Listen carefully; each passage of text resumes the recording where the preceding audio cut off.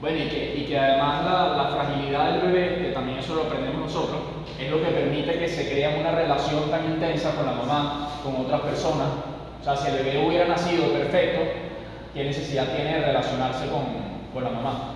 Igual pasa con nosotros, si nosotros somos perfectos, ¿qué necesidad tenemos de relacionarnos con Dios? Ninguna. Entonces el individualismo ahí, claro, es olvidarte de la fragilidad humana, de la relación.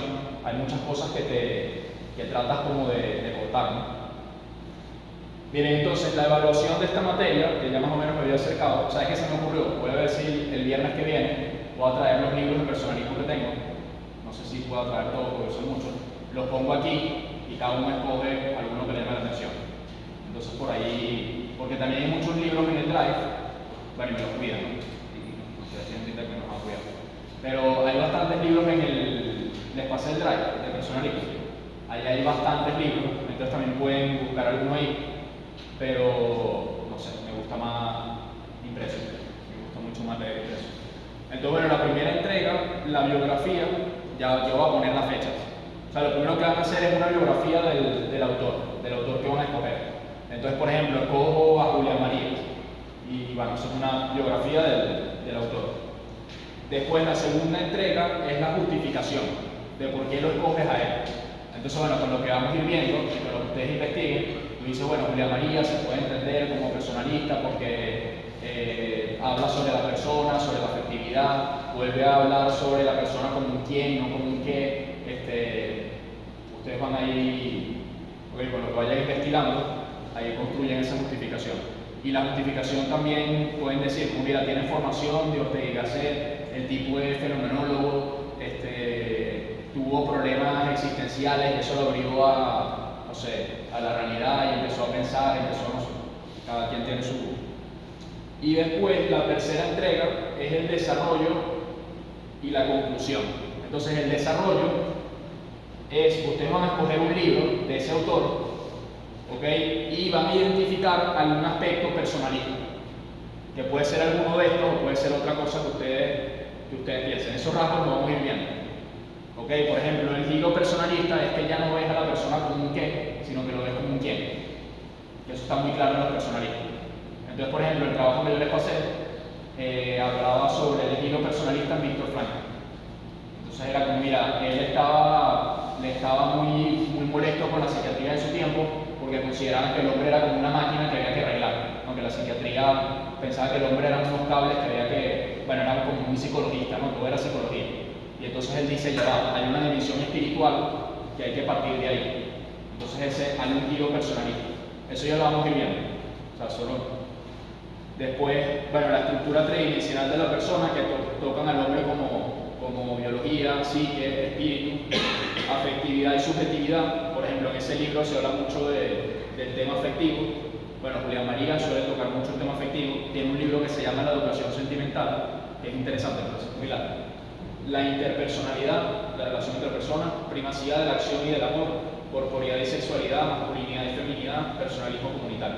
Bueno, algunos de esos aspectos ustedes lo tratan de identificar en algún texto, no se lo tienen que leer completo, el libro. ¿Okay? Ustedes pueden buscar por el índice, leen algunas cosas que ven que pueden estar alineados con esos temas y desarrollan el trabajo. Y ahí pueden ser creativos, o sea, yo no es que hay que poner lo que dice el profesor, no. Ábranse a la realidad, como dice aquí Julián María. Más bien se pone lo que digo yo, eso me molesta. O sea, no me gusta para nada. Entonces, voy a traer varios de estos libros y también ahí pueden escoger. Por ejemplo, una cosa interesante, yo no lo había hecho con ese libro, pero ustedes se leyeron El hombre en busca de sentido, de Viktor Frankl. Es un libro que tienen que leerse. Bueno, quizás si alguno quiere agarrarlo para hacer este trabajo, se puede hacer. Que tiene 100 páginas, esa es la experiencia de este psiquiatra en el campo de concentración. Entonces él iba viendo cómo se comportaba el prisionero habitual, como las cosas que hacía en el día a día, iba descubriendo cómo el tipo no se suicidaba, cómo iba fortaleciendo su interioridad, cómo los nazis despersonalizaban a la persona, y aún así había gente que decidía no despersonalizarse, sino seguir siendo muy humana. ¿Qué herramientas utilizaban? No sé, hay muchas cosas ahí, hay bastantes elementos personalistas. Okay, entonces, no sé, ese puede ser un libro interesante. Bueno, y después, lo que pasa es que hay muchos autores. También está Juan Pablo II, está Dietrich von Hildebrand, que también es muy interesante.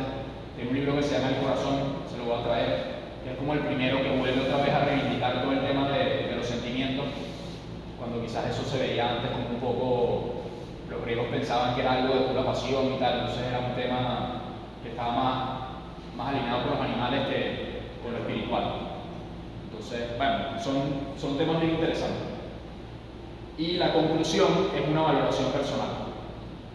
Bueno, ¿qué te parece este autor? Como, no sé, pienso que en esta época hace falta porque la gente piensa que todo es género fluido, y entonces saber bien qué es la masculinidad me ayuda a entender qué es ser masculino, no sé, alguna valoración personal. ¿Sí se entendió un poco las evaluaciones? Sí. Ajá, entonces las fechas, aquí estuve haciendo una planificación que me van a poner a trabajar porque hay algunas clases que tengo que ponerme a repasar. Esta clase es de las influencias del personalismo, que lo vamos a ver hoy. Después, la semana siguiente y la de arriba, los rasgos del personalismo. Ahí vamos a ir hablando de las características que les puse ahí, que también eso les va a ayudar para el ensayo.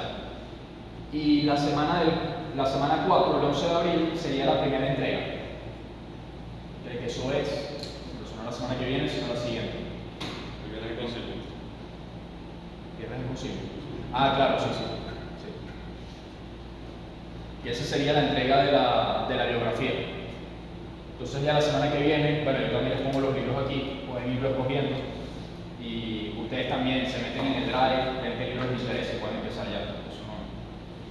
Después aquí, después de Semana Santa, vemos la escuela del personalismo francés. Nosotros la semana después de Semana Santa no tenemos clase.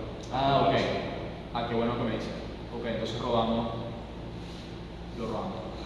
La semana después de Semana Santa no tiene clase. Van a estar con actividad. Libre. O sea, tenemos la Semana Santa. Claro, en Semana Santa tiene bastante trabajo. Sí. Me imagino. La semana en el estamos libres. Sí, pero que sé que cosa que es primero una semana de Ninavi. Para hacer nada. ¿La semana de qué? Bueno, pero eso es muy bueno porque ya aprovechan y leen el libro. Pero bueno. Ya van a ver, hay varios libros corticos, pero que son, este libro es, el libro este del Tratado de lo Mejor, es una maravilla. Que él dice que la moral no es que no se tiene que regir por lo bueno y lo malo, sino por lo mejor. Por ejemplo, como tú tienes que perseguirlo y necesitas unos porqué y tal, si tú tienes una pizza, una Coca-Cola y la solidaridad, tú tienes que escoger lo mejor, porque hay muchas cosas buenas. Entonces, claro, hoy en día, si se trabaja ese tema, puede ser interesante, porque puedes ayudar bastante a gente joven, eso también lo decía Juan Pablo II, ¿no? Que tenías que dar el porqué, porque, bueno, ya pues ya iremos viendo esos temas. Bueno, después, Escuela del Personalismo Francés, Antropología de Gabriel Marcel, que es el existencialista que ya les he nombrado, Escuela del Personalismo Alemán. Aquí les daré una clase de Viktor Frankl. Voy a ver si hablo de un tema o hago otra cosa, pero bueno, voy a ver si me da el tiempo. Escuela del Personalismo Polaco e Italiano, ahí está Juan Pablo II. Amor y Responsabilidad, Juan Pablo II. Este libro es una maravilla. Amor y Responsabilidad, ¿no me suena? Ese libro.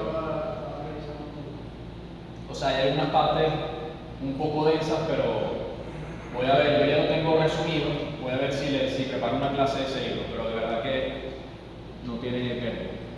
Escuela del Personalismo Español, Antropología de Julián Marías. Aquí voy a ver si la profesora de España nos da esta clase, ojalá. Principios de una civilización personalista. Y entonces la tercera entrega, que va la segunda entrega, ¿dónde la puse? El 2 de mayo. Aquí. Pero entonces esto lo podríamos probar, puede ser el 9 de mayo. ¿Les parece? La justificación.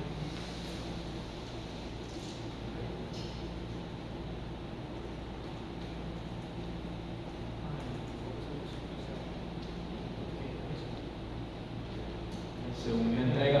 También había pensado en una exposición, pero ya es demasiado. O sea, ya con esto suficiente. Segunda entrega, entonces sería el 9 de mayo, que ahí sería la justificación. Y después aquí, y la tercera entrega el 20 de junio.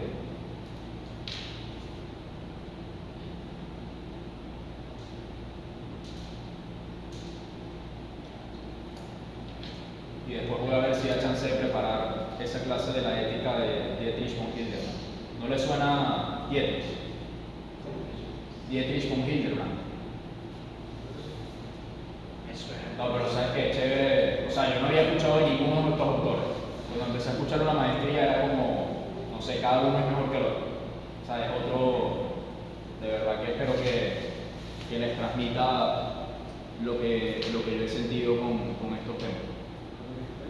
Bueno, aquí están algunos libros, pero bueno, estos son libros que les voy a traer. Y ya ustedes ahí van escogiendo. Romano Guardini, ¿le suena? Es Teología, sí. teólogo de la lucha de la liturgia litúrgica. Ajá. Pero también tiene cosas interesantes de filosofía. No, Romano Guardini, mira, ese es otro nivel. No, pues, o sea, como tiene el libro de la postura de anatomía, ya te lo traen, y por ahí.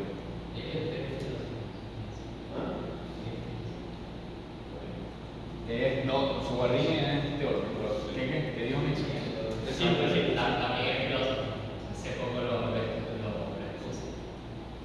Sí, también es. Bueno, él tenía una escuela muy famosa con jóvenes que iban discutiendo, ahorita no me acuerdo el nombre, que de ahí salió, por ejemplo, Joseph Piper, creo que era él, estaba en el círculo de reuniones de este Guardini. Joseph Piper sí le suena, que es tiene un libro que se llama Las Virtudes Fundamentales. Pues ese es otro libro que tenemos que leer. No sé si quizás fuera de esta materia, pero tenemos que leer. Ese libro es demasiado bueno. ¿Ah? Cada vez que hizo autor. No, pero eso sí me parece. Bueno, no, pero poco a poco. Créeme que yo hasta hace poco estaba así, que no conocía. Después ahí he ido conociendo. Profe, ¿se va siempre por el videobeam o por la falta de liberación? El arco es. El arco ese del anillo. ¿Cuál? Ah, Fue que creo que se cayó, no sé qué pasó, pero sí, es un error del video. Sabemos que era que se había levantado la liberación. Sí. ¿Sabes que ese video me lo regaló un señor que vino aquí a dar una charla y entonces fue al Colegio de los Molinos, que escuchamos bajos recursos y tal, y después en ese momento se fue la luz y este video tiene batería. Entonces después de la charla me dijo Gabriel, toma, te lo regalo para que le des clases a estos chamos. Y yo fui. Y yo hubiera dicho, que se les vaya la luz, tú dales clases. Y además los chamos después de eso estuvieron como 3 meses sin luz porque se les cayó un transformador. Entonces le di la clase gracias a este video. Y este bicho costará no sé cuánto, pero debe ser bastante caro. Pero bueno, para que vean que hay gente buena en la vida que uno va encontrando por ahí. Pero sí, eso fue una suerte. ¿Los molinos aquí o ya? No, aquí en Maracay. Se llama Escuela Técnica Robinsoniana Los Robles. Ah, no sé si Que es como Los Robles, pero. ahí donde está el padre Antonio. Ajá, sí. Sí, estoy trabajando en la Antonio. No, y ahí es el colegio de chamos muy bueno. Bueno, en todos lados, pero. Bien, entonces vamos a ver las influencias filosóficas del personalismo. ¿Okay? Si pensaban que ya habíamos escuchado muchos autores, aquí van a ver muchos otros. Pero bueno, esto es el árbol del personalismo, como de dónde va surgiendo. Las raíces son la tradición judío-cristiana y la filosofía realista. Bueno, Santo Tomás. Aquí Santo Tomás de Aristóteles, pero no sé quién. Esto me parece. Bueno, y también en las raíces, que estaba con el domingo que está, también está Kant, ven que es interesante, por ejemplo, Juan Pablo II formula su principio, el principio personalista, eso yo lo vamos a ver más adelante, lo formula gracias a Kant. Bueno, porque Kant hace la distinción entre persona y cosa y tal, entonces da algunas cosas interesantes, ya eso lo vamos a ver. También está la fenomenología de Husserl, también está el existencialismo de Kierkegaard, y de ahí surgen las escuelas, que ya vamos a ir mencionando, después ya vamos a conocerlas a profundidad. El personalismo dialógico, que los principales representantes son Levinas, Buber, aquí hay muchos judíos, Levinas, Buber, hay otro judío, Edner, Guardini es católico, los Petitás son católicos, pero bueno, ya vamos a ver que reivindica el personalismo dialógico, que ahorita, después está el personalismo comunitario, que aquí está el famoso Munier, en el existencialista está Gabriel Marcel y Panelson, que este es un italiano. Después está la fenomenología realista, o sea, la rama de la fenomenología realista está Dietrich von Hildebrand, Scheler, Manseler, que también es un tipo muy interesante, que habla de los valores, lo estudia mucho Juan Pablo II. Seifer, creo que él sigue vivo, von Hildebrand y Landsberg, no sé, no le digo nada de él. Barney, bueno, y también aquí nuestro amigo, por lo menos mi amigo, que creo que sea amigo suyo también. Que él tiene el método del análisis existencial, que eso ya después les hablaré de eso. Después aquí está el personalismo ontológico, está Maritain, bueno, esta es la rama como tomista. Maritain, está Gotila, aquí está Barber, pero no sé quién es Barber, pero bueno, está ahí. Edith Stein, y después aquí está Edocel, que es un sacerdote francés, que es muy interesante, tiene un libro sobre la fidelidad, también lo tengo impreso, se lo voy a traer. Está el profesor Juan Manuel Burgos, que este es mi tutor de tesis. Ahora él está haciendo como una síntesis, bueno, está trabajando todo el tema del personalismo ontológico de Botila, o sea, está tratando de hacer como una base personalista partiendo de Juan Pablo II. Prefiero decir Juan Pablo II porque no pronuncio bien el apellido. Después aquí, Estefanini, que no le digo nada de eso. Después está el personalismo español, que está, bueno, esta es como la rama vitalista. El vitalismo es la escuela de José Ortega y Gasset, que José Ortega y Gasset dice que uno tiene que partir de la existencia. Bueno, uno tiene que partir de la vida, porque la vida es lo primero que te encuentras. Entonces él habla como una metafísica, o sea, su metafísica empieza de la vida, que es lo primero que te encuentras. No empieza del ser, sino de la vida. Por eso habla del vitalismo. Entonces el vitalismo es muy interesante, Julián María desarrolla muchas cosas de la vida humana, pero a veces pierde un poco el tema ontológico, ¿no? A veces el profesor Burgos critica un poco eso, ¿no? Que a veces como que vuela mucho, pero te ayuda a conocer muchos aspectos de la vida humana, como el amor. Por ejemplo, hay muchos temas del amor y del enamoramiento y tal que tratan estos personajes, son muy buenos. Aquí está María Zubiri y la Imentralgo, que esta está en la rama de la medicina. La Imentralgo es médico, no me acuerdo si es psiquiatra, creo que es médico. Pero bueno. ¿Ah? Esta rama viene de Kierkegaard. O sea, esta rama. No, o sea, Kierkegaard está en la base. Lo que pasa es el personalismo existencialista, fíjate que está por aquí, que es el que agarra más de Kierkegaard. Que lo desarrolla sobre todo Gabriel Marcel. Pero todos se conmueven un poco de esto.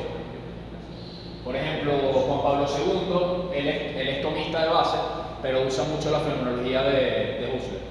Bueno, de hecho hace como una síntesis. También Edith Stein también pasa lo mismo. Bueno, de hecho Stein es una de las alumnas ¿es de Heidegger o de Husserl? Creo que de Husserl, sí.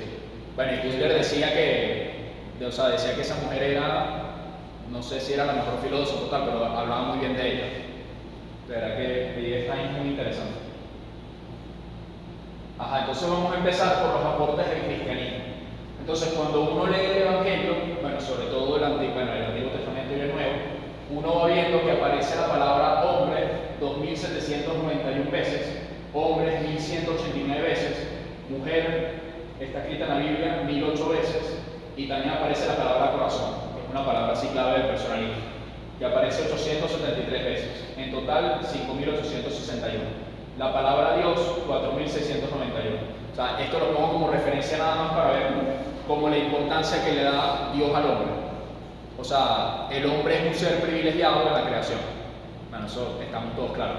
Y eso el cristianismo lo deja bastante claro.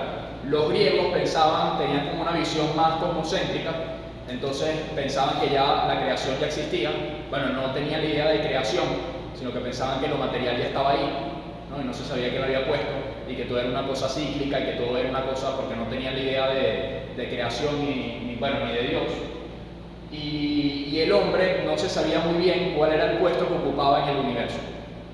Entonces, claro, Aristóteles dice que es un animal racional, pero el hombre es mucho más que un animal racional.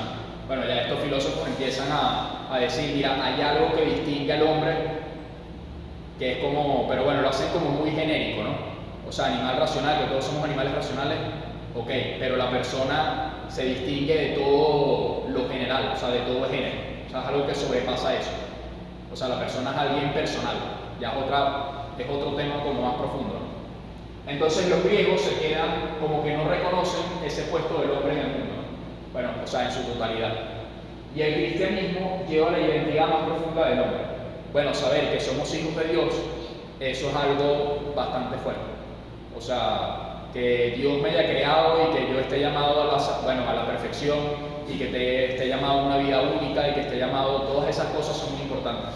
O sea, que el creador sea un ser personal, que yo le importo, eso es algo muy importante. Para los griegos lo que había era como un destino fatal, ¿no? Como, bueno, naciste chiquito y te moriste chiquito. Bueno, ahí digo, ¿no? Porque mira, el pobre... Mira, ok. Perdón. Mira, pero bueno, por ejemplo pasa con Edipo Rey, ¿no? Que el pobre Edipo nació, porque saben el cuento, ¿no? Sí. Que el tipo, ¿cómo es la cosa? Se casa con la mamá, entonces está destinado a matar al papá, no sé qué, entonces el pobre Edipo al final se termina sacando los ojos y no puede hacer nada contra su destino. Sí, que cuando Edipo nace, el oráculo de Delfos le dice a su padre que él iba a ser el que le iba a matar a él. Entonces su padre lo destierra. Ajá. Y con el paso del tiempo, Edipo crece, llega al reino, se casa con su madre, o sea, con la esposa del rey, y mata al rey, y termina cumpliéndose la profecía. Todos los mitos griegos son así. Sí. Son así horribles. Bueno, y de hecho Nietzsche después agarra este tema de los griegos y habla del eterno retorno, porque Nietzsche detestaba el cristianismo y entonces no ve como la historia lineal de la historia de la salvación y tal, bueno, eso ahorita ya lo vamos a ver, sino que él ve como el eterno retorno, el destino fatal, estamos condenados y tienes que ponerte por encima de ese destino. Creo que no hay un solo mito griego que termine bien, que termine con el protagonista y todo el mundo feliz. Todo es bastante trágico. ¿Cuál es? No hay un solo mito. Tenía que haber uno solo. Sí, no todo termina mal. Después, Dios es persona, ¿no? Que esto es muy importante. Sócrates y Platón ya habían hablado de, habían incluido el tema de la providencia, ¿no? Que había un demiurgo que ordenaba el mundo de las ideas y de la realidad y tal, ¿no? Había un tipo ahí que algo hacía a escala intuitiva y con referencia al demiurgo que constituye y gobierna el mundo. Y Aristóteles, bueno, llegó al primer motor inmóvil, pero no había visto a Dios como un ser personal. ¿No? Como Dios, como ser personal, es un aporte del cristianismo. Entonces eso también me lleva a contar con Dios. Y también con el tema de la providencia es muy interesante porque Dios crea y no abandona su creación, sino que Dios está constantemente creando. Bueno, que nosotros en nuestra vida lo vemos, ¿no? Que cuando uno se aparta de Dios, después se confiesa, entonces está en estado de gracia y va poco a poco otra vez. Entonces, claro, es como una creación continua cuando uno está cerca de Él. Y es una providencia, es Dios que te acompaña, o sea, es otra concepción totalmente nueva, que antes no la tenía. Entonces, si volvemos a ver a los griegos, ellos no tenían un concepto de cielo, de que se morían y iban al cielo, sino que tenían un concepto de Hades como ahí vas a permanecer. No era algo bueno, algo malo, algo intermedio. Bueno, y el Olimpo, fíjate que eran dioses indiferentes de lo que le pasa al hombre. Y era inaccesible para el hombre, o sea, bueno, con excepción de Dionisio, un par de casos, pero era algo imposible para... Bueno, o que el héroe cuando se mete en el mundo, o sea, cuando le hace algo a un dios, entonces ahí el dios sí baja y le, no sé, Paris y tal, y entonces la guerra de Troya y toda esa broma, pero es como que se inmiscuyen porque tienen un rollo arriba de que este me montó cacho con este y este no sé qué. Tanto así que la comida de los dioses era el néctar y la Sí, la ambrosía. ambrosía. Que era, o sea, si un hombre se lo cogiera, moría automáticamente. No habría. Sí, el tema de la mitología es bien interesante. Pero ahí, claro, lo que logra después la filosofía, o sea, que Platón y Sócrates hayan preparado el plato del cristianismo, es impresionante. Bueno, y Aristóteles también. Pero que estos tipos hayan preparado la razón para poder recibir la revelación es algo muy importante. O sea, fíjense, bueno, lo que les decía la clase pasada, ¿no? Que al principio era como el hombre sentía, era como un poco animalito, después pensaba y después rezaba. Ahora estamos como, el hombre deja de rezar, el hombre deja de pensar, el hombre Vuelve a ser un poco. adicciones, o sea, nos quedamos ahí sintiendo. Después quizás volvemos otra vez quizás estamos entrando en la época de los mitos, bueno, las ideologías, pero quizás ya estamos un poco en eso. Pero bueno, después hay que ir escalando un poco. Entonces Dios es persona y es providente, Dios es amor. Para los griegos el amor está ligado a las pasiones, ¿no? Era como algo muy digno de Dios, el tema del amor. Bueno, después de la mitología, que la mitología veía otra cosa, pero el eros no es algo propio de un Dios, ¿no? Sino que es algo más que te arrastra en las pasiones. Y en cambio el amor del cristianismo, bueno, es Dios buscando a los hombres, porque los quiere. Entonces ese tema también es interesante. Y bueno, y también uno lo ve como el mandamiento del amor. Uno también ve que no es solamente un tema como de ley, sino que, bueno, la plenitud de la ley, ¿no? que es el amor. O sea, ya es otra cosa más. Después recuérdenme de pasarles la presentación, ¿ok? O sea, no se preocupen si no alcanzan a tocar todo. Después también están los valores cristianos, lo que aporta. Nietzsche detestaba el cristianismo y decía que con el cristianismo hubo una transmutación de los valores antiguos. Bueno, el tema de la humildad, él odiaba la humildad, decía que decía que el cristianismo era la religión de los débiles, ¿no? Y el tema, o sea, de que Dios se haya hecho hombre y sirva y sea humilde, y eso era algo inconcebible. O sea, racionalmente para él era algo que no. Entonces, claro, el cristianismo como que transmuta todos esos valores, que quizás antes, no sé cuáles eran los griegos, pero eran otros, ¿no? Bueno, esto, hacerse como niños, la bienaventuranza, el servicio, la caridad. Y el cristianismo sigue la lógica del don, ¿no? Que cuando uno ve, hoy nos movemos con la lógica del mercado, que más bien es como la lógica del consumo, del tener. O sea, quizás los valores cristianos lamentablemente se han perdido, no sé si completamente, pero casi. Yo creo que el personalismo, una de las cosas que hace es volvamos otra vez a esos valores. Entonces, pero con una riqueza, bueno, ustedes ya vieron el árbol ahí, ¿no? Con una riqueza que llama mucho la atención. Después también el tema de la resurrección.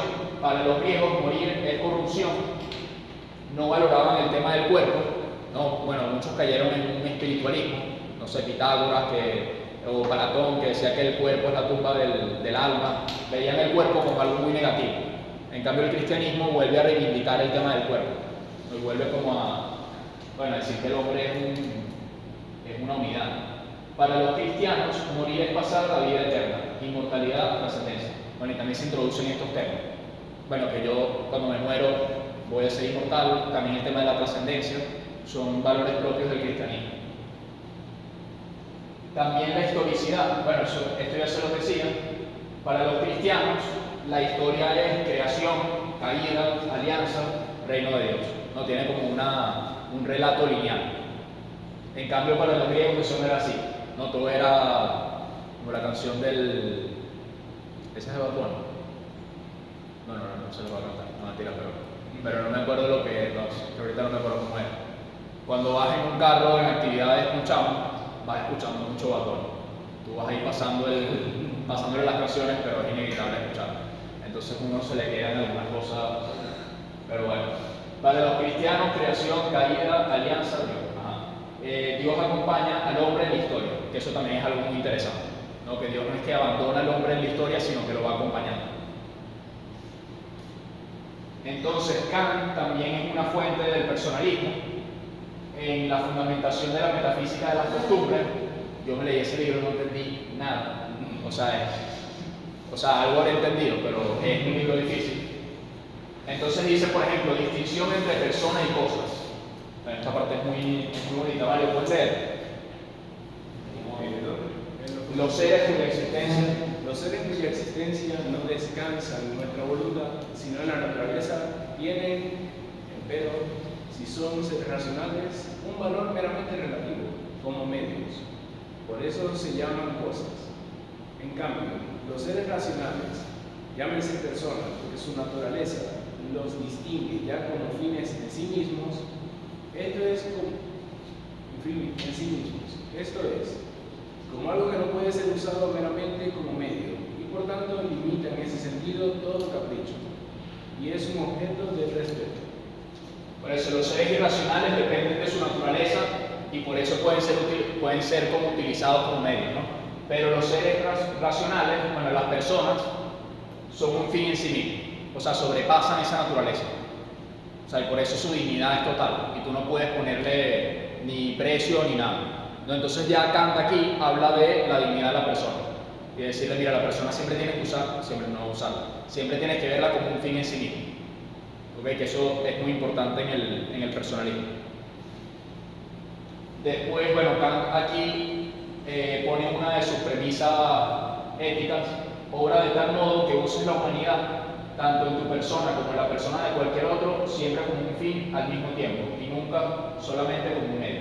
Ahí también va hablando de eso. Y Juan Pablo II habla sobre el valor personalista. Y aquí puedes ver Esta norma, explica Wojtyla, en su contenido negativo constata que la persona es un bien que no concuerda con la utilización, puesto que no puede ser tratado como un objeto de placer y por lo tanto como un medio. Paralelamente, se revela su contenido positivo. La persona es un bien tal que solo el amor puede dictar la actitud adecuada y válida respecto de ella. Esto es lo que expone el mandato del amor. Esta es la introducción de amor y responsabilidad, pero bueno, decía como que Kant quizá formula lo de la persona en un aspecto como más negativo, pero en el aspecto positivo uno ve el tema del amor, ¿no? Que siempre la actitud propia con una persona es el amor. Que ahí, Juan Pablo II habla mucho de esto en Amor y Responsabilidad. Dice que la vida humana, o sea, la vida de la persona, se rige bajo otras leyes totalmente distintas de la naturaleza normal, ¿no? Entonces, claro, ahí en esas leyes entra el amor, bueno, y por eso va escribiendo, bueno, después ya lo veremos en la clase de Amor y Responsabilidad. Pero para entender la vida humana hace falta verla con otras leyes, que son propias de la vida humana. También Julián Marías habla mucho de esto. O sea, tú no me puedes hablar de la persona como, no sé, alto y potencia. Que quizá, o sea, muy bueno, pero ahí hay algo que falta un poco más, ¿no? O sea, falta más. Yo, fíjense, Juan Pablo II se apoya mucho en Santo Tomás, y fíjense que siempre, basado en lo que dice Santo Tomás, va buscando algo más. O sea, no es que le dice no a Santo Tomás, sino que siempre lo tiene como base. Bueno, y él estudia mucho Santo Tomás y casi todos estos también. Después está Kierkegaard, pues yo no traje, es que tengo un libro de Kierkegaard que dice una frase bastante buena, pero bueno, después se lo traeré. Se enfrenta a la concepción del sistema de Hegel, que Hegel decía que lo importante es la conciencia universal, y claro, ya perdías la singularidad de la persona, entonces lo importante no es la persona individual, sino el sistema, y él se oponía a eso, y él decía, mira, la persona tiene que responder por su vida, y tiene que responder frente a Dios. Entonces, claro, también trabaja el tema de la relación con Dios, de la relación con las personas, reivindica al individuo singular. El hombre es un ser único que debe decidir su propio destino frente a Dios. Y la primacía del individuo personal más que la especie. O sea, que el hombre sobrepasa la especie.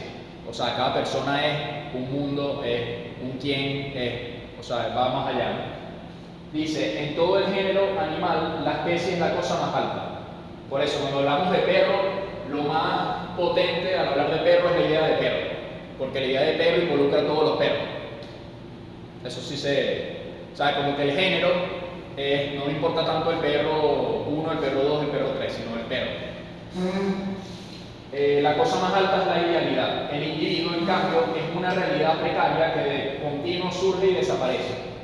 Solo en el género humano la situación, a causa del cristianismo, se invierte y el individuo es más alto que el género. Eso es curioso. Solo en el género humano la situación, pero aquí, esto me gusta mucho, ¿no? Es una realidad precaria que de continuo surge y desaparece. O sea, pero somos unos quienes, somos seres que están por encima del género, pero bueno, al mismo tiempo tenemos una naturaleza, ¿no? Pero nuestra persona como que sobrepasa eso. No sé ustedes qué piensan de esto, que a veces Luis está ahí como, ¿qué me está diciendo? No, pero O dice. sea, sí es interesante y puede tornarse confuso, ¿no? Pero yo me voy al final. Solo en el género humano, la situación a causa del cristianismo se invierte. El individuo es más alto que el género. O sea, yo lo veo como que se le da importancia a la persona, más que digamos al entorno, a lo que lo rodea, a las personas que lo rodean, a lo común. O sea, voy más a lo personal de cada individuo. Bueno, y lo que hace la redención es, mira, yo no voy por la humanidad, voy por ti. O sea, es verdad, salvo toda la humanidad, pero voy por ti. Entonces tú estás poniendo al individuo, lo pones por encima por una persona yo muero. O sea, esto no es un tema de... Pero ahí se puede visualizar la oveja perdida. Sí. Ahora 99 por el mundo. Pero quizás en el Antiguo Testamento el hombre formaba parte de un pueblo que, bueno, si se morían algunos, como que tampoco pasaba mucho, ¿no? Bueno, Dios siempre nos quiere mucho, ¿no? Pero era más impersonal, o sea, Dios no se había manifestado como amor. Porque el relato del pueblo de Dios, del pueblo de Israel que va hacia la tierra prometida, casi ninguno de los que empezó el camino no llegó a la tierra prometida. Y todavía es la llegada del pueblo. Aparte de Moisés no llegó a la tierra prometida, por ejemplo. Pero el pueblo sí. Bueno, Dios siempre ha sido amor, pero en el Antiguo Testamento eso no lo manifiesta con Cristo. Pero claro, en el Antiguo Testamento también Dios quiere al hombre, ¿no? Bueno, a David, a mucha gente, y lo va acompañando y tal.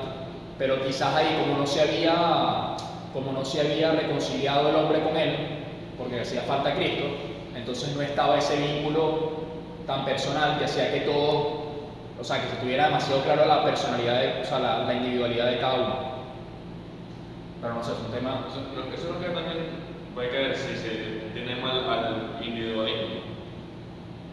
O sea, si se mantiene esa conocida y si se invierte el individuo, se invierte, y el individuo es más alto que el género, puede caer en eso. Claro, pero fíjate que el cristianismo te habla de un individuo que siempre está en relación. Que eso no te habla el individualismo de eso. Entonces, cuando el individuo está en relación, siempre está con otro. O sea, es que yo no me entiendo sin Dios, yo no me entiendo sin las demás personas. Que eso es algo, o sea, no es un individuo aislado, es Dios que viene a salvarte porque tú eres importante y tú te vas a salvar queriendo también a la otra gente, llamando a la otra gente como te estoy llamando yo. Entonces es como, o sea, la cuestión es muy fuerte. Yo creo que es muy potente. Kierkegaard también hablaba sobre la libertad, ¿no? No se siente confundido, sobre que la libertad, no recuerdo, pero algo así como que en la toma de decisiones siempre hay va a haber libertad, o sea, no recuerdo, tengo que buscar, pero yo no puedo ver. Que siempre va a haber libertad. Bueno, sí, tendrás que buscar eso. Sí, tengo que buscar, porque habla sobre como que si te casas bien, si no te casas bien también, algo no recuerdo, ya puedo ver lo que quiere decir. Ok, bueno. Mira, pero el cristianismo tiene mucho que dar. Bueno, y Kierkegaard también se ve que aquí lo desarrolla.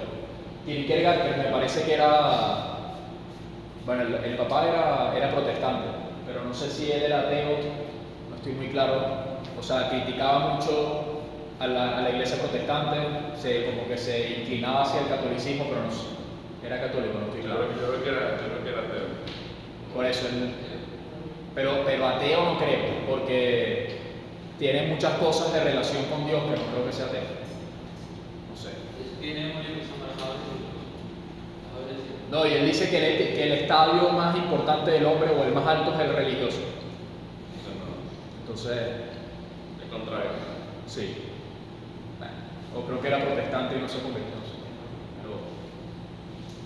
Después aquí, aquí sigue Kierkegaard, relevancia de la interpersonalidad, especialmente con Dios, dramatismo de la vida, propia del existencialismo. Esto es una cosa interesante que tiene el existencialismo, que la vida es como muy dramática. Por ejemplo, Viktor Frankl dice, que también bebe mucho de estos autores, dice que el hombre siente la angustia por llenar su vida de contenido. ¿No? Entonces el doctor Juan Manuel Burgos dice, mira, ya va, pero la vida no es tan trágica. O sea, es verdad que es trágica, pero el personalismo no está tan cargado de ese dramatismo existencial, que es como la existencia lo es todo. El personalismo dice, mira, ya va, es que la existencia no lo es todo. O sea, es importante, pero no lo es todo, ¿no? Entonces, bájale dos. Bueno, aquí dice, esta es la frase de Burgos. El hombre es libre, pero su libertad no genera necesariamente una tensión angustiosa ni atormentada, es posible cargar con ella. Bueno, y también sobre todo si estoy con Dios y estoy con otras personas, la vida no tiene que ser tan insoportable, ¿no? Como a veces cae Sartre o a veces Camus, que decía que lo máximo que podíamos hacer era suicidarnos, ¿no? Porque la vida no tenía sentido, o Sartre que decía que si el infierno son los otros, también tiene una frase sobre la náusea. Ah, sí, el libro de la náusea. Por eso, pero era algo así como que cuando te veo me da náusea. Pero bueno, el tipo era un poco trágico, ¿no? Sartre tiene un libro que se titula La náusea. Sí, pero tiene una frase sobre la náusea que ahorita no me acuerdo cuál era. Pero bueno, Sartre cae en el esencialismo, que él piensa. Sartre tiene una frase que yo creo que de ahí sale lo de que el hombre no nace sino que se hace. O sea, lo importante es la existencia y todo es existencia. Pero ahorita cae en esencialismo, bueno, no sé, igual aquí no estamos viendo Sartre, pero Sartre como que se desliga un poco de la naturaleza humana. Piensa que por encima de la naturaleza humana está la existencia, que lo importante es la existencia y lo que yo creo con ella y lo que hago con ella. Entonces, mira, si no tienes Kierkegaard no le pasa eso y Gabriel Marcel tampoco, como ya vamos a ver. Sí concibe ese dramatismo desde el humano, que pasa con Marcel. Marcel está claro que hay una naturaleza humana y que esa naturaleza tiene muchas cosas trágicas. Monnier, el existencialismo, presenta en general la imagen de un personalismo un poco crispado. Bueno, siempre ahí como, no sé, un poco crispado es como. ¿Cómo se define crispado? Crispado es como, no sé, crispado como afectado. Crispado es como un tipo afectado, bueno, no sé, como un tipo así sensible o que, bueno, debe ser por ahí. Cuando uno lee a Kierkegaard te das cuenta de que valoras mucho a la persona, pero que, no sé, estás como acomplejado. Bueno, acomplejado no sería la palabra. Irritado, exasperado. Sí, vale. Después Husserl y la fenomenología. Husserl en la fenomenología está marcada por la crítica del positivismo a la filosofía. Que el positivismo decía, mira, nada más podemos conocer lo que las cosas, lo sensible, lo fáctico, ¿no? Que es el tema de la ciencia. Y lo que dice Husserl es, mira, vamos a esperar a que la realidad se manifieste como es, ¿no? El tema del fenómeno. Entonces, viendo la realidad como se manifiesta, yo puedo captar la esencia y puedo, eso es una crítica al positivismo. Volvamos a lo dado, fuera prejuicios, ponerse frente a lo real. El método fenomenológico, esto es muy interesante porque lo van a usar bastantes personalistas, entre ellos Juan Pablo II y Steiner. Compatible con los clásicos, el grupo de Gotinga, que era como el grupo de Husserl, pero después Husserl tiene como un momento idealista y se termina yendo al idealismo, ¿no? Y estos sí permanecen realistas, que estaba Stein, Scheler, Hildebrand, Todos ellos pertenecen al grupo de Gotinga y después se separan de Husserl cuando Husserl se va como por su rama idealista. Bueno, eso lo veré. También está el tomismo, que León XIII lo transforma en doctrina oficial de los católicos. Esto es interesante, ¿no? Porque el mundo moderno estaba atacado por todas estas ideologías, por todos estos filósofos, y la actitud de la Iglesia fue de defensa. Como mira, para defendernos, para defender la doctrina, vamos a estudiar a Santo Tomás y vamos a quedarnos con Santo Tomás. Entonces, claro, yo creo que era muy difícil que pensadores dentro de la Iglesia se abrieran a este mundo moderno porque era muy complicado. Pero eso es precisamente lo que hacen los personalistas. Que los personalistas dicen, mira, es verdad, hay que mantener la doctrina clara, pero tenemos que entender qué está pasando. O sea, no podemos olvidarnos de la realidad. Entonces tienes a un Juan Pablo II estudiando a Kant o estudiando a Scheler, tienes a Liebestein también entrándole a esto. Bueno, Persona y Acción, Juan Pablo II se lee todos los autores de psicología que había de la época y va entendiendo el tema de la conciencia, va entendiendo, eso es un tema muy interesante. O sea, que no le tienen miedo a entrar en estos temas. Pero bueno, el tomismo evidentemente tiene muchísimo que dar y todavía es muy importante. Juan Pablo II de Stein hace una síntesis entre fenomenología y tomismo. Maritain siempre fue tomista, pero comprendió que había temas que no podía enfrentar desde allí. Que Maritain también es una persona muy interesante. Otros, como Monnier, solo lo asumen como base de realismo. Bueno, la mayoría de los personalistas tienen como base Santo Tomás, pero bueno, tratan de ver un poco más allá. Por ejemplo, yo el tema de la confianza no hubiera podido trabajarlo desde el tomismo. O sea, es que no hay las herramientas para, o sea, cómo tú tratas el tema del amor, de la empatía, de la relación entre personas, o sea, hay temas ahí que no puedes abordar desde Santo Tomás. O sea, es que es limitado, porque también él está en una época, él está en un momento, y oye, hay que profundizar también en otros temas, ¿no? Pero, bueno, como sin miedo por la realidad, ¿no? Lo que decía Julián María.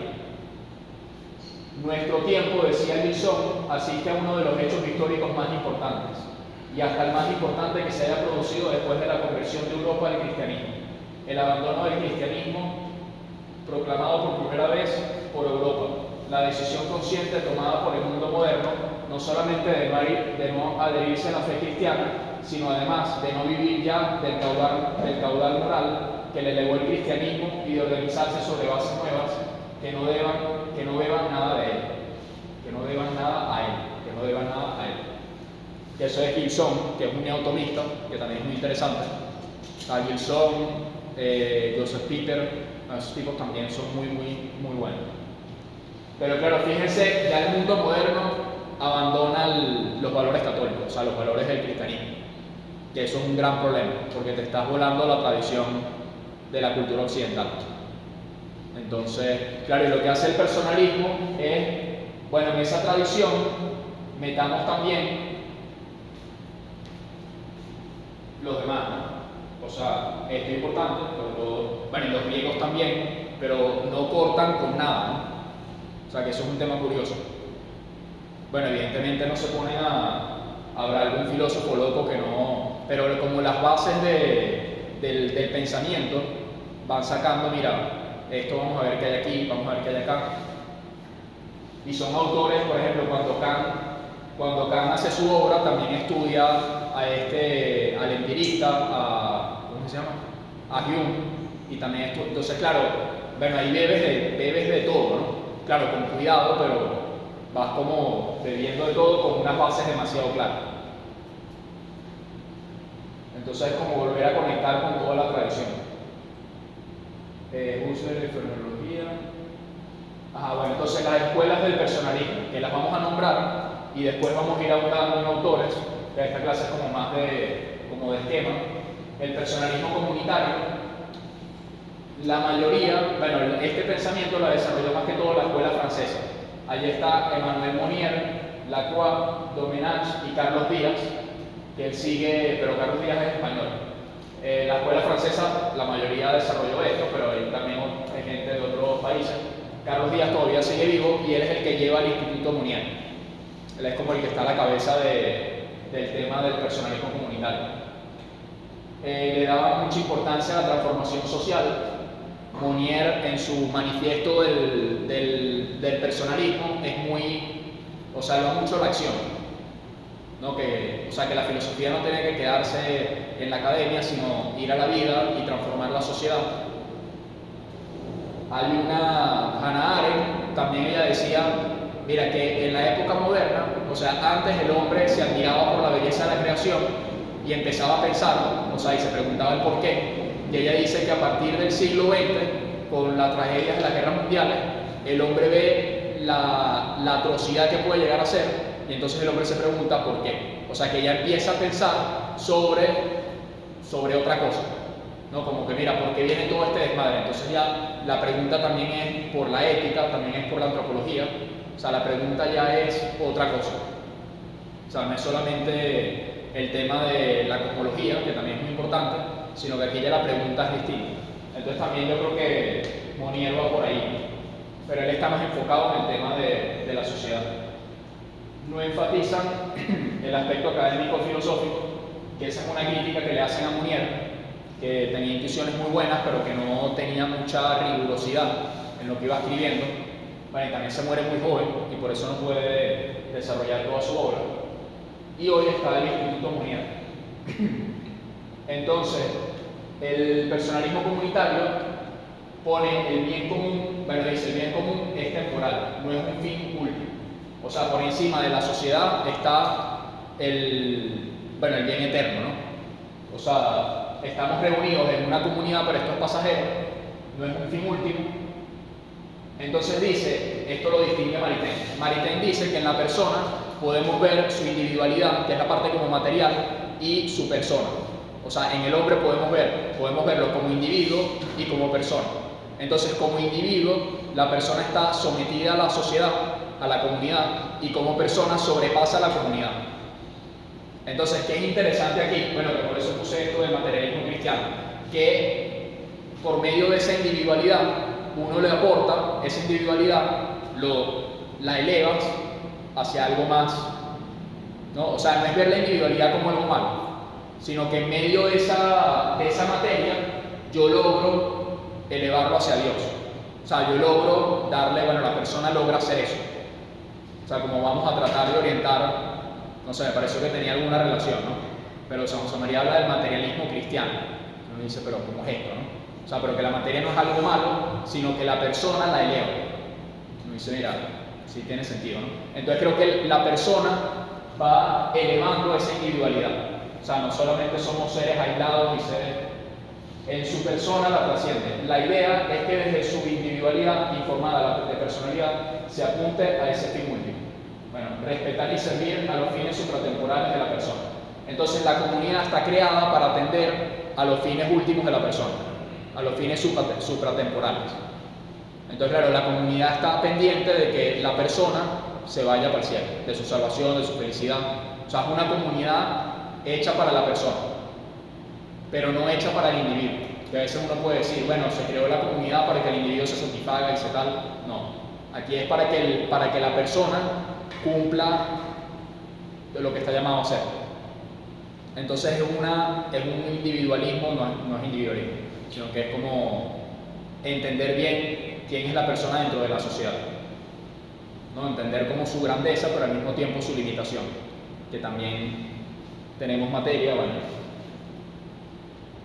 Modos contrarios a esta concepción de comunidad, la ética de mínimos. Bueno, eso está muy de moda. Ahorita hay una filósofa que se llama Adela Cortina, no sé si la han escuchado, que ella habla de la porofobia, de la fobia de los pobres, y habla de otras cosas, pero ella dice, bueno, vamos a hacer una ética de mínimos, el mínimo que necesitamos para convivir entre nosotros.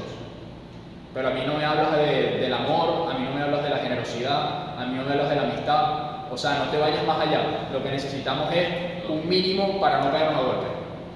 Claro, eso no es muy cristiano. O sea, es como lo mínimo. O sea, que tenés que buscar lo máximo. Eso, que Andrés iba a decir algo. Pero eso está muy de moda ahora. Lo mínimo para yo poder encargarme de mis cosas, eso sí va muy alineado con el individualismo. el individualismo, el totalitarismo, el relativismo, el materialismo, bueno, el consumismo, la no trascendencia. Bueno, ese pensar que el hombre no forma parte de un plan mayor. O sea, todo esto va en contra de esa concepción de comunidad que tiene el personalismo comunitario. La persona es el valor primario ontológico al que se subordina a la sociedad y al mismo tiempo que ésta tiene deberes ineludibles al bien común o al bien de la ciudad. La persona es el valor primario ontológico al que se subordina a la sociedad, o sea, la sociedad está en función de la persona y al mismo tiempo la persona tiene deberes con la sociedad. ¿Okay? O sea, la sociedad está hecha para la persona, pero la persona atiende a la sociedad. Hay una frase de José Ortega y Gasset que dice: yo soy yo en mis circunstancias y si no la salvo a ella, no me salvo yo. Bueno, eso es eso. O sea, no es que, es verdad, la sociedad está pendiente de la persona, pero la persona también tiene deberes con la sociedad. O sea, es como parte y parte, ¿no? Bueno, que esto yo lo puse aquí, ¿no? Que uno ve, la educación debería centrarse en la persona, pero la instrucción, fíjense que se centra en que el sistema funcione. Pero claro, la educación trata de, por ejemplo, toda la sociedad, bueno, los griegos lo entendían muy bien, ¿no? Como mira, vamos a darle lo mejor a la persona para que la persona dé lo mejor de sí, pero la instrucción es prepara al individuo para que ocupe un puesto en el sistema. Entonces ahí no es el valor ontológico más importante. O sea, lo importante no es que la persona saque lo nuevo que tiene él y lo mejor que tiene él, sino que haga que el sistema funcione. ¿Ah? Que el sistema siga funcionando, que se mantenga bien. Sí. Bueno, que eso es un poco lo que estamos viendo hoy. Y también creo que en parte es la crisis que estamos... Sí, eso es una de las críticas más grandes al sistema universitario, que se crean como máquinas pequeñas para que engranajes para que funcione todo eso. Que hemos visto una fórmula de Sí. Sí, como de especialistas o de profesionales. Pero sí, bueno, ahí no entra el tema de la educación, pero después del personalismo existencialista está Gabriel Marcel y Luigi Pareison, que es un italiano. Dice Burgos: un existencialismo que no ponga la existencia por encima de la esencia y al ser humano como persona es personalismo. O sea, ¿qué es esto? La existencia por encima de la esencia, que era lo que hacía Sartre, por eso yo creo que me equivoqué antes. Pero, o sea, pensar que la existencia está por encima de la naturaleza humana. No, que mi naturaleza es, yo no estoy definido por nada, sino que yo hago una existencia. Y mi libertad, bueno, creo que ese es Camus que decía que la libertad es una pasión inútil, o que era, o sea, que tú vas haciendo con tu vida lo que quieras y por eso también puedes suicidarte, o sea, porque no hay nada que marque, no hay una esencia, que eso sí lo tiene el personalismo, ¿no? Entonces Burgos dice: un existencialismo que no ponga la existencia por encima de la esencia y al ser humano como persona, y ponga al ser humano como persona, es personalismo, que es lo que hace Gabriel Marcel. O sea, Gabriel Marcel no dice lo más importante es la existencia, sino que dice, mira, lo más importante es la persona. Ok, o sea, eso... Marcel, debemos partir desde la mordedura de lo real.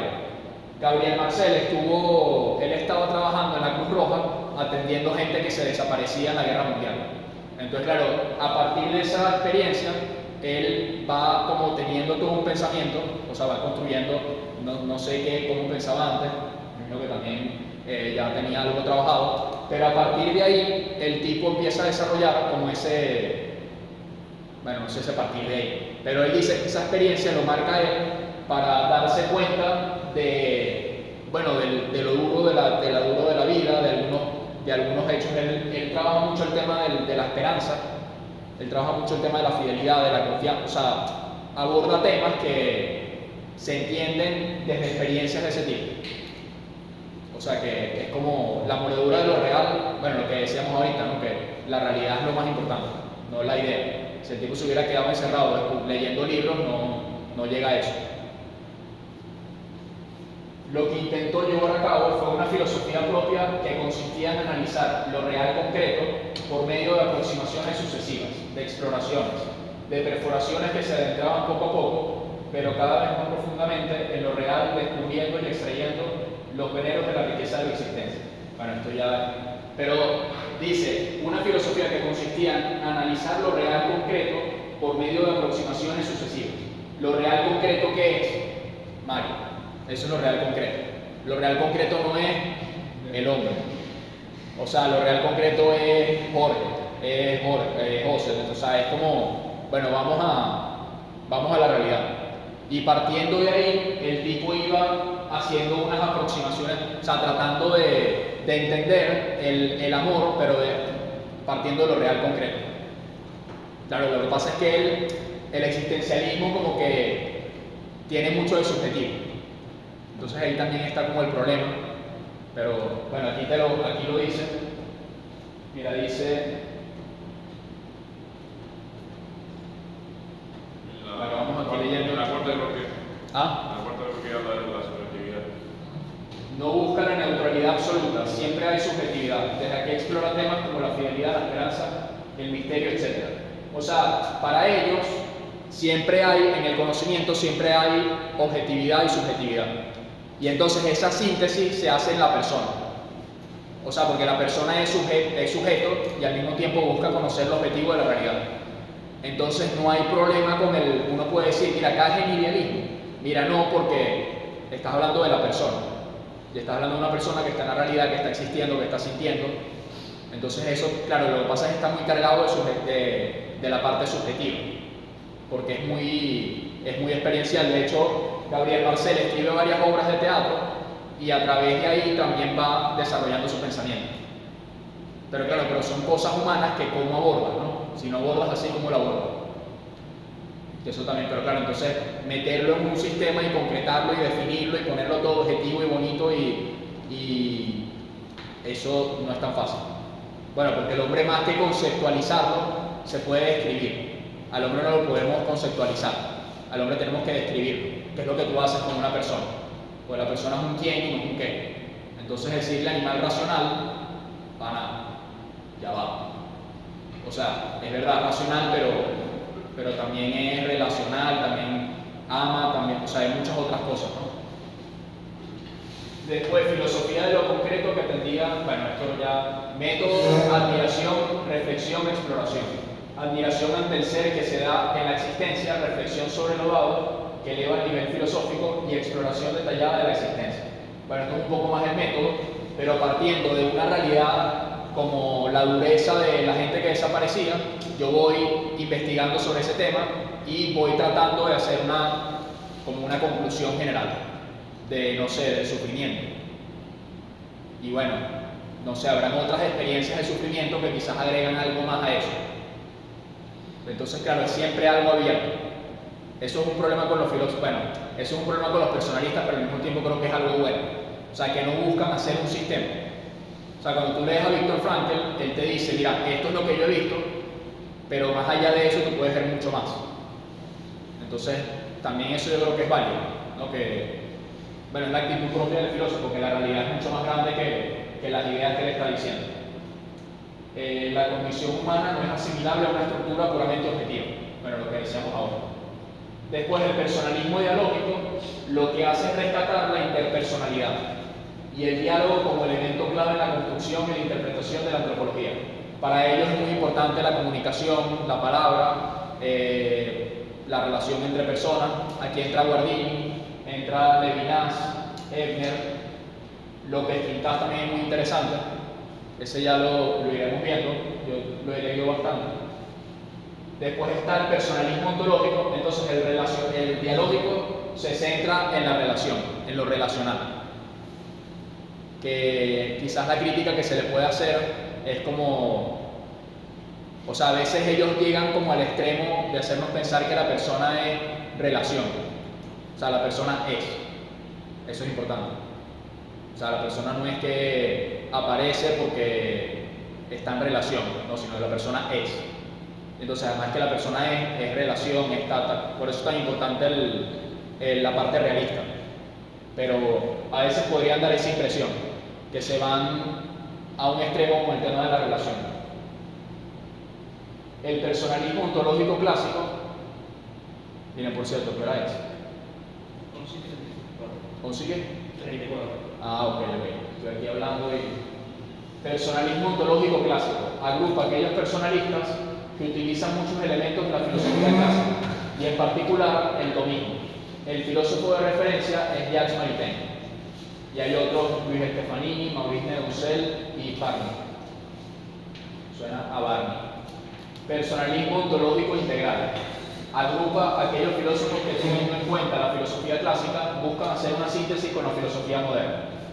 Bueno, que aquí vemos un esfuerzo por superar al maestro. Bueno, no superarlo, sino vamos a tratar de que aquí entra Juan Pablo II, Liechtenstein, Juan Manuel Burgos. Vemos que el personalismo ontológico integral, que busca integrar toda la persona, aquí también la parte de la subjetividad, aquí también la parte de la conciencia.